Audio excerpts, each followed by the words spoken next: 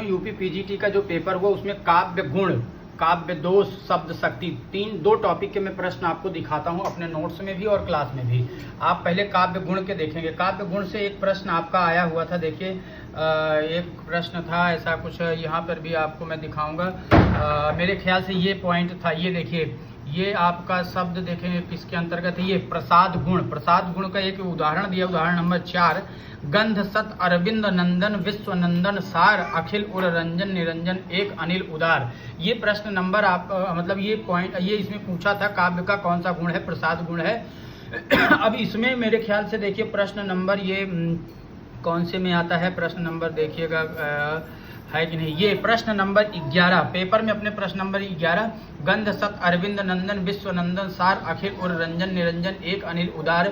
उपयुक्त पंक्ति में काव्य का कौन सा गुण है, प्रसाद गुण है। व्याख्या सहित पूरा का पूरा ये सीपीटी टेस्ट में हमने कराया है। काव्य गुण के बाद एक प्रश्न आपका काव्य दोष का आया था बच्चों।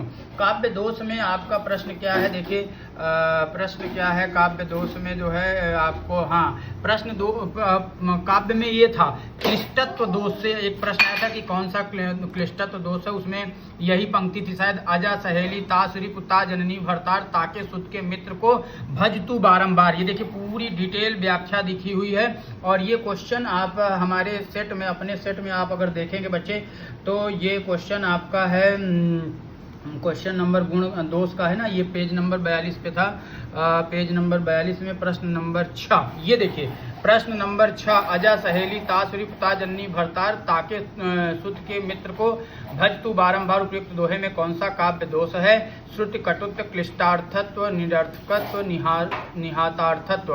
तो ये विकल्प बी होगा। क्यों होगा, पूरा व्याख्या के सही था। इसके बाद दो प्रश्न आपके काव्य दोष के, और भी प्रश्न हैं उनको भी दिखाऊंगा, लक्षण के भी दिखाऊंगा, पूरा का पूरा नोट्स। लेकिन आपको पहले हम काव्य दोष पर चलते हैं, लेकर चलते हैं शब्द शक्ति। शब्द शक्ति में बच्चे आप देखिएगा प्रश्न, दो प्रश्न आए थे। एक प्रश्न को हम ऑलरेडी आपको दिखा ही दिए थे।